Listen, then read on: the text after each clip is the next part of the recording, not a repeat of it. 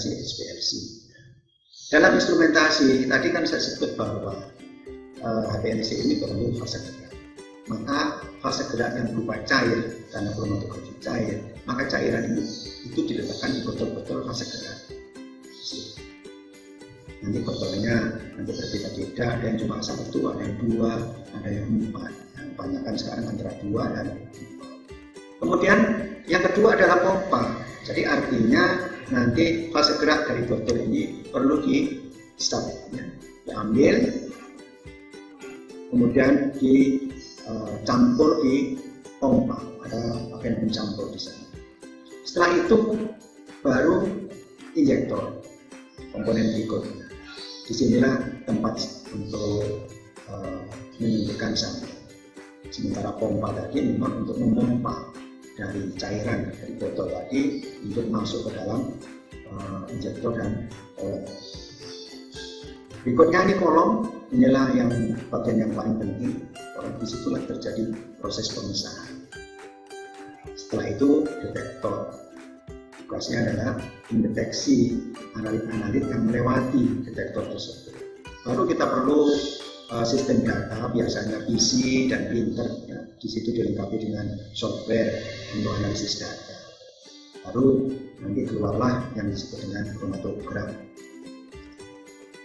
Jadi inilah instrumentasi HPLC, ya, yang secara sederhana.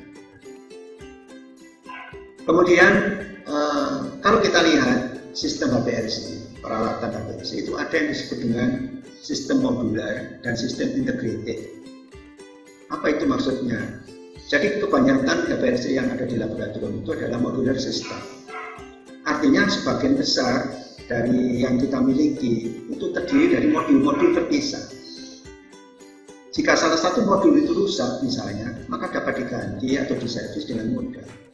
Karena modul itu tadi diciptakan dalam kondisi terpisah satu sama lain, tapi disusun tetap rapi.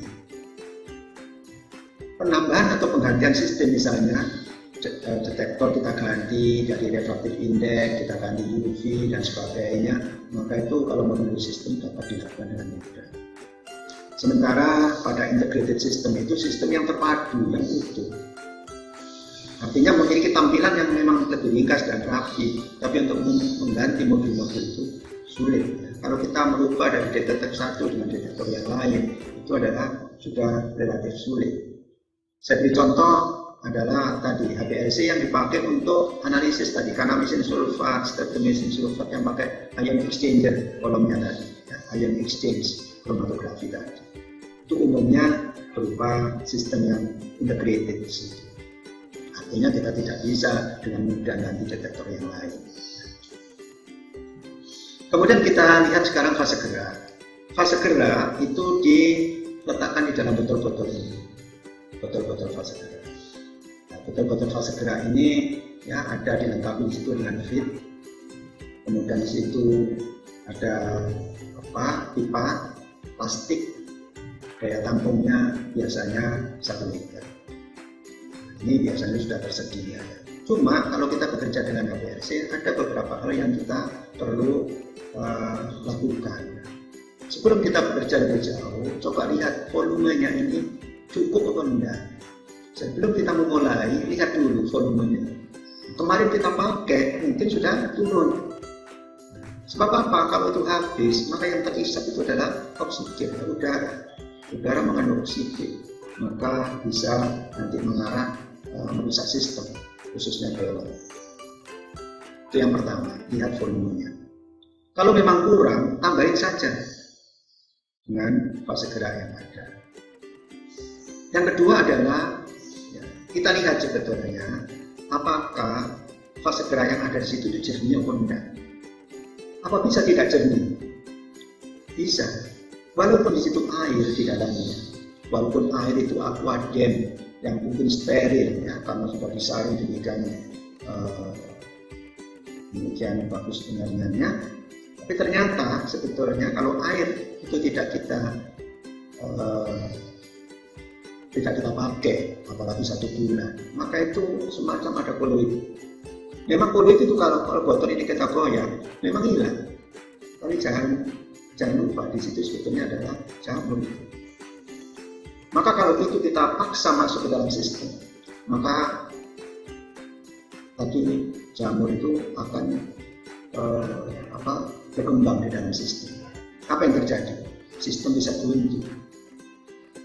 Itu kalau air. Oleh karena itu kalau mendapatkan air yang lama tidak digunakan ya dibuang saja, ya. Kita ganti dengan yang baru. Jangan lupa juga bahwa kadang-kadang kalau lama tidak dibersihkan, maka botol ini bisa dalam kondisi berlumut, ya, jadi hijau. Di bawahnya itu kelihatan hijau. Itu berbahaya sebetulnya terhadap sistem APLC. Berikutnya kalau kita menggunakan dapar, tolong daparnya itu disaring sebelumnya. Dan pada saat kita gunakan di situ, maka dapar itu kita lihat kadang-kadang timbul kayak kristal kalau terjadi kristalisasi. Kalau terjadi kristalisasi, terus kita paksa fase gerak masuk ke dalam sistem, maka apa yang terjadi? Maka terjadi juga bocor.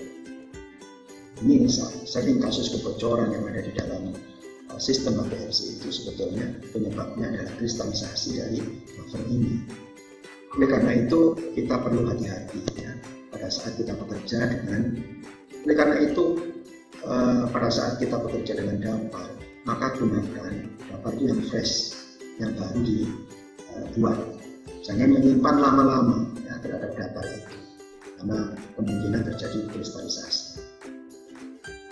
Berikutnya kita lihat fase gerak APLC. Fase gerak tadi kan zat cair.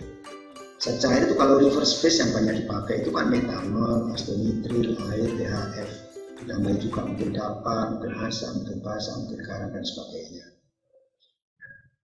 Zat cair ini harus saling campur. Kalau 4 ini, metanol, astonitril, air, dan DHF ini kita campur, itu campur dalam segala perbandingan, tidak usah khawatir. Tapi kalau tidak hafal, ya, pelarut-pelarut apa, itu ada tabelnya di pustaka yang bisa kita lihat. Misalnya nomor 1 ini, nomor 2 ini astonitril. Astonitril itu yang putih ini berarti campur. Misalnya dengan air di sini, nah ini sama putih, berarti adalah campur di situ. Nah, campur dari dalam segala perbandingan. Uniknya salah satunya adalah isopropanol. Isopropanol kalau kita lihat di situ itu semuanya campur dalam skala perbandingan. Isopropanol, isopropil alkohol, semuanya adalah campur. Baik, pencampuran pelarut ini bisa dilakukan dalam sistem atau campur di luar sistem.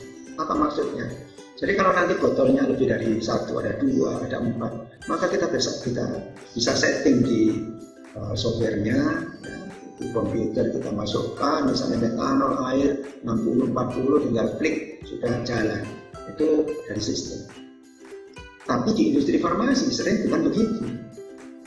Kalau metanol dan air itu dicampur di luar. Mengapa demikian? Nah, kalau dicampur di luar, itu keunggulannya, campurannya itu adalah konstan, ya, memang itu campurannya, tidak dipengaruhi oleh sistem pompa yang ada di dalam APLC. Kalau kita campur melalui sistem APLC, kalau APLC-nya ganti, maka pencampuran yang tadi metanol air 60-40 itu tidak sama persis antara APLC 1 dengan yang lain, karena pompa kemampuannya bisa berbeda. Oleh karena itu pencampuran ini perlu antisipasi, ya, pakai yang mana. Tapi kalau APLC-nya cuma 1, ya pakai sistem tidak apa-apa. Apa kriteria fase gerak APLC? 1, melarutkan komponen sampel. Jadi sampel yang kita suntikkan pada injektor harus larut di dalam fase gerak. Itu penting. Artinya bagaimana kalau sampel kita itu tidak larut? Oleh karena itu perlu preparasi sampel. Artinya nanti sampel setelah kita preparasi, kita masih perlu saring. Lalu dia larutan itu kita suntikkan pada APLC. Yang kedua, kita gunakan pelarut-pelarut yang tidak merusak komponen sistem APLC. Jadi kalau kita gunakan asam-asam kuat, itu ya hati-hati, ya, bisa merusak komponen sistem APLC. Berikutnya kemungkinannya tinggi. yang berikutnya tidak mengandung cemaran yang mengabsorpsi cahaya pada daerah UV. Ya, kalau bisa kita pilih yang viskositas rendah supaya nanti tekanannya nanti tidak terlalu berat, ya. Toksisitasnya juga rendah dan tidak mudah terbakar. Jadi yang perlu kita perhatikan bahwa dalam fase gerak HPLC ini harus murni. Biasanya kita gunakan Pro HPLC. Mengapa diperlukan pelarut murni ini? Karena kalau tidak murni dia mengandung cemaran, pengotor, ya, impurities pada pelarut fase gerak itu. Bayangkan fase gerak itu bergerak terus. Maka kalau fase geraknya itu tidak murni, maka akan timbul peak, timbul puncak pembangun di situ. Maka disarankan menggunakan HPLC grade. Berikutnya juga memiliki UV cut-off yang rendah. Apa maksudnya? UV cut-off itu menunjukkan berapa panjang gelombang terendah pada detektor UV yang dapat digunakan untuk solvent tersebut. Maksudnya apa? Kalau saya punya metanol, dia punya UV cut-off 205, kadang-kadang juga 210. Apa artinya? Kalau kita menggunakan pelarut metanol sebagai fase gerak, maka hati-hati, jangan menggunakan panjang gelombang analitiknya itu di bawah 205, maka banyak pengganggu di situ. Kemudian kalau memang perlu panjang gelombang dekat-dekat 200, disarankan pakai acetonitril yang UV cut-off-nya adalah 190 nanometer. Kadang-kadang kita gunakan THF di dalam reverse phase HPLC, tapi UV cut-off-nya di situ ada dua, 220 dan 280. 220 itu karena memang THF itu tersedia di pasaran dua macam, ya. Ada yang ada pengawetnya dan ada yang tidak ada pengawetnya. Biasanya pakai PHT. Sekali lagi untuk dapar itu harus disaring lebih dahulu. Berikutnya fase gerak ini ada yang perlu diawak udarakan. Itu bahasa farmakopedisa seperti itu. Degassing. Artinya apa? Kalau fase gerak itu mengandung oksigen terlarut, udara terlarut, maka itu nanti mempengaruhi terhadap kinerja dari sistem, khususnya pada detektor, pompa, dan sebagainya. Hasil analisisnya pun bisa terganggu. Ya, cara degassingnya itu macam-macam. Yang biasa dipakai di industri atau di lab-lab pengujian itu adalah ultrasonikasi biasanya. Nah, bisa juga dialiri gas helium, itu yang paling bagus. Atau disaring dengan vakum, atau memang di alatnya sudah ada sebetulnya degassernya, tapi biasanya sih ultrasonikasi selalu digunakan. Ya, mari kita bicarakan sekarang tentang pompa. Sekali lagi, pompa berfungsi untuk mencampur dan mengalirkan fase gerak ke dalam sistem. Ini digunakan sistem pompa tekanan tinggi karena laju alirnya itu sekitar 1-2 mili per menit umumnya, ya. Dengan tekanan kalau HPLC biasa ini adalah maksimum 6.000 W. Teknik elusinya bisa dilakukan secara isokratik atau gradien.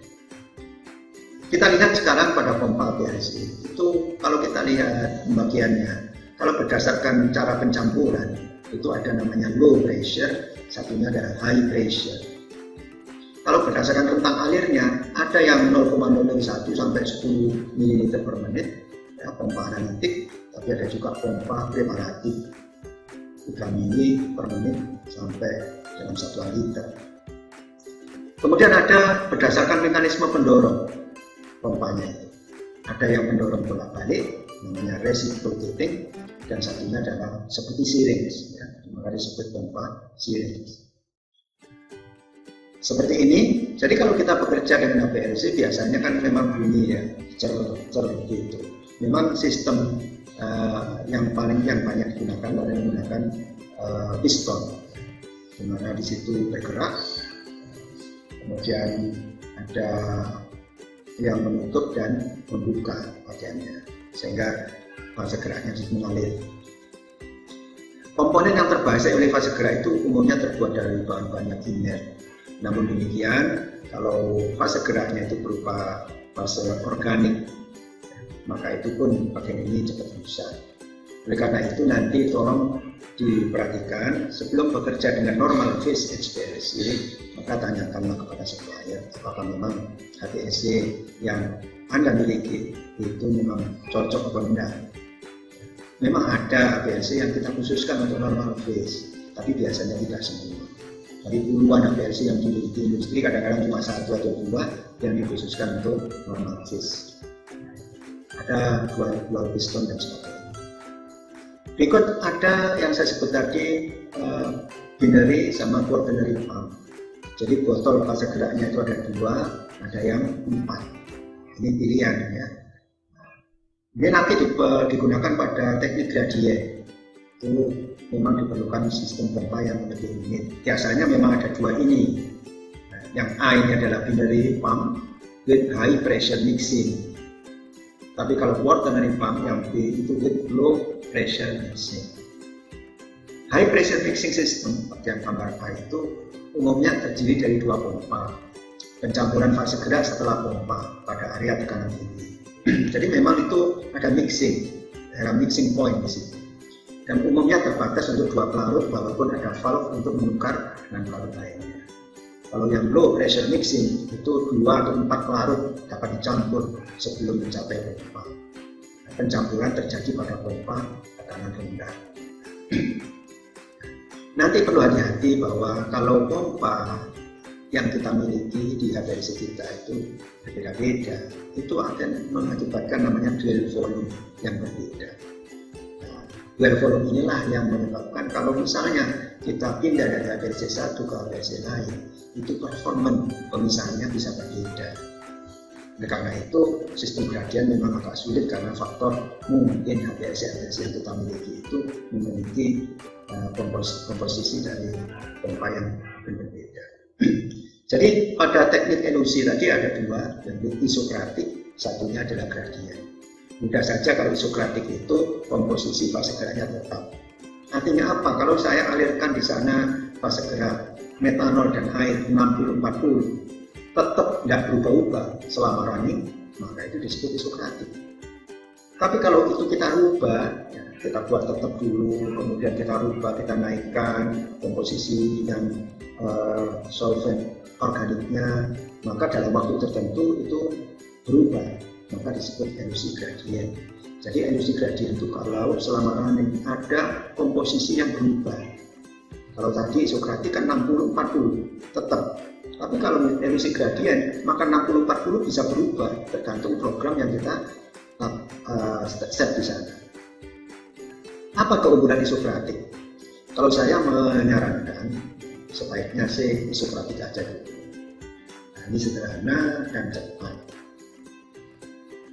Coba suntikkan sampel kita apakah bisa terpisah dengan baik dengan isokratik. Kalau sudah terpisah dengan baik ya sudah oke. Kalau belum terpisah dengan baik maka kita lakukan namanya optimasi sampai dia bisa memisah dengan baik. Kelemahannya memang sulit diaplikasikan untuk analit multikomponen dalam sampel yang kompleks. Jadi memang kadang-kadang kita sudah optimasi dengan berbagai kondisi, ternyata tidak bisa terpisah dengan baik. Disinilah kita butuh namanya LUC gradient. Jadi LUC gradient ini memang kita perlukan. Pilihannya banyak LUC gradient. Nanti bentuknya juga beda-beda. Ada yang linear, convex, concave, segmented. Jadi kadang-kadang juga masih ada bentuk kurvanya. Jadi nanti kalau melihat di monografi, misalnya di farmakokinesis atau USB, kadang-kadang di situ ada kurva, kurvnya nomor berapa? Nah umumnya dia nomor 6 ya. Kalau nomor 6 itu lurus. Kurv itu bisa dirubah, bisa di adjustment di situ. Misalnya demikian. Demikian juga ada yang bentuk-bentuk lain. Ya. Bentuk yang seperti ini yang umumnya digunakan sebetulnya. Misalnya demikian. Kemudian LUC gradient, apa keunggulannya? Itu lebih sesuai untuk sampel yang kompleks. Sampel kompleks itu maksudnya apa? Saya punya sampel yang analitnya itu campuran senyawa polar sama senyawa non polar. Saya uji, saya analisis dengan reverse phase HPLC. Apa artinya? Pada reverse phase HPLC itu senyawa yang polar, dia cepat keluar. sementara senyawa yang non-polar lama keluarnya. Jadi kalau saya punya metformin sama glimepirid dalam tablet obat diabetes itu, maka metformin lebih awal karena dia polar, glimepirid agak di belakang. Ada yang memang ekstrim, satunya sekian menit, cuma beberapa menit, satunya mungkin lebih dari 30 menit. Itu bisa terjadi. Dengan kasus kayak begini, kalau kita tidak bisa melaksanakannya dengan isokratik, maka kita pilih namanya gradien. Dengan program yang ada di gradien itu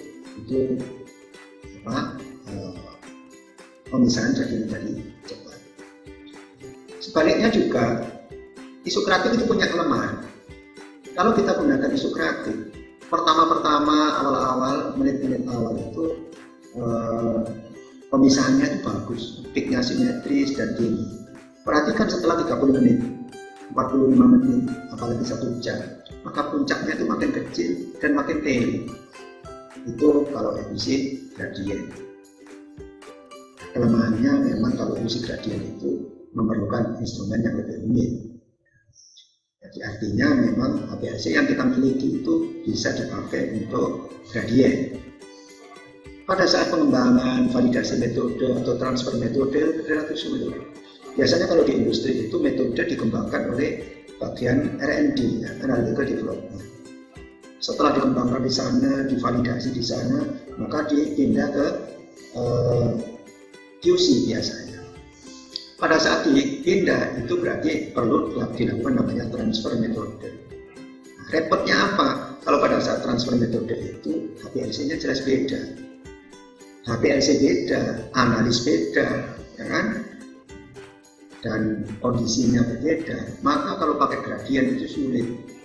Oleh karena itu pada saat transfer metode, padahal sudah dilakukan validasi pengembangan yang ada di Andes itu bagus hasilnya. Tapi begitu sampai pada R&D hasilnya karu-karuan, maka itu berarti memang gradien itu adalah sulit. Oleh karena itu masih perlu ada caranya pada saat transfer metode, ya banyak faktor yang perlu kita antisipasi supaya transfer metode itu bisa berhasil. Ini contoh profil gradien misalnya yang ada di Farmakope Indonesia, ya di sini isokratik, yang lain ini adalah ada gradien, ada isokratik dan sebagainya. Bentuknya begini, slide inject, kemudian gradien, kemudian isokratik lagi, baru re-equilibration. Re-equilibration itu adalah untuk mencapai keseimbangan seperti awal. Nah ini pada saat re-equilibration itu waktunya kita tunggu sampai semua peak itu adalah sudah keluar. Jangan sampai di stop sebelum itu semua sudah keluar. Baik, kita lihat instrumen KCKT berdasarkan kemampuan pompa. Kalau kemampuan pompa itu HPLC dibagi, ada yang HPLC biasa yang banyak kita miliki di industri atau di lab-lab kita, itu high performance liquid chromatography. Ada yang menyebut juga UFLC, ultra fast liquid chromatography. Biasanya kemampuan pompanya lebih besar sedikit, ya, kira-kira 660 bar kira-kira. Nah, UFLC ini biasanya juga menggunakan kolom-kolom yang pendek, tapi ukuran partikelnya nanti bisa agak kecil. Dan yang berikutnya inilah yang banyak pakai sekarang juga, yakni UHPLC, ultra high performance liquid chromatography, atau ada yang menyebut UPLC, ultra performance liquid chromatography. Apa bedanya UHPLC dan HPLC? Yang paling menyorot satu, ya, pada UHPLC itu dia menggunakan ukuran partikel, ya, di fase diamnya, misalnya RT18 itu di bawah 2, misalnya 1,7 mikron. Dia menggunakan kolom yang lebih pendek pada UHPLC. Dan perlu diingat, diameter internal kolomnya itu juga lebih kecil, biasanya 2,1 mm, sementara pada HPLC biasanya 4,6 mm. Pada UHPLC biasanya suhunya lebih tinggi, suhu kolom. Kemudian nanti digunakan kolom hibrida di situ yang agak khusus, ya. Dan perlu diingat di situ instrumen dengan kemampuan pompa yang memang sangat tinggi, 2-3 kali HPLC biasa. dan volume injeknya jauh lebih sedikit. Itulah bedanya antara HPLC dan UHPLC. Berikutnya yang kita bahas adalah injektor. Injektor itu adalah untuk tempat penyuntikan sampel. Penyuntikan sampel ini harus ada sistem tertentu yang biasanya disebut dengan loop valve, pakai loop. Artinya apa? Kalau kita lihat di dalam HPLC itu fase geraknya kan terus-menerus mengalir. Tadi dari pompa, terus injektor, kemudian ke bolong, sampai ke detektor, itu mengalir terus. Pada awalnya memang sampel langsung disuntikkan, itu bisa menimbulkan presisi yang kurang bagus. Maka digunakan loop valve ini. Ya, kenapa? Karena memang dalam injektor ini harus memiliki volume penyuntikan dengan presisi yang baik. Penyuntikan bisa dipakai secara manual, bisa pakai autosampler. Penyuntikan biasanya ada posisi load sama inject. Itu penyuntikan secara manual. Saat ini kalau di para praktisi hanya menggunakan autosampler, ya, jarang digunakan yang manual. Ada sistem namanya fifth loop injection. Jadi memang volume sampel yang disuntikkan itu 2-4 kali volume loop. Jadi misalnya loopnya itu volumenya 20 mikroliter, maka kita menyuntikkan itu ya bisa 4 kalinya, bisa 5 kalinya, bisa 3 kalinya. Jadi kita ambil dalam siring itu sampai 90 mili misalnya, 90 mikroliter, kemudian kita suntikkan. Itu pakai fifth loop injection. Presisinya lebih baik. Tapi ada juga yang namanya partial loop injection. Volume sampel yang disuntikkan kurang dari 50% volume loop. Kebanyakan ini untuk autosampler, ya. Autosampler, injeksi sampel dilakukan oleh alat yang bekerja secara otomatis, cepat dan akurat. Sampel dimasukkan melalui syringe yang mengambil sampel secara otomatis dari file-file pada rak bermotor penggerak. Jadi biasanya di situ sudah ada rak-rak, sudah ada raknya, dan ada file-file yang cukup banyak. Sampai kita letakkan di situ, kita setting di dalam software kita, di alat, kemudian nanti pada gilirannya maka file itu sampelnya diambil, kemudian disuntikkan. Ini sangat bermanfaat untuk laboratorium yang melakukan pengujian terhadap sampel yang berjumlah banyak. Yang perlu diingat bahwa di dalam autosampler itu bisa menimbulkan kesalahan, ya, sebetulnya. Jadi memang nanti perlu kita bicarakan khusus bagaimana sebetulnya supaya tidak terjadi carry over, tertinggal di dalamnya. Kalau tertinggal sedikit, maka lama-lama itu bisa meningkatkan kesalahan.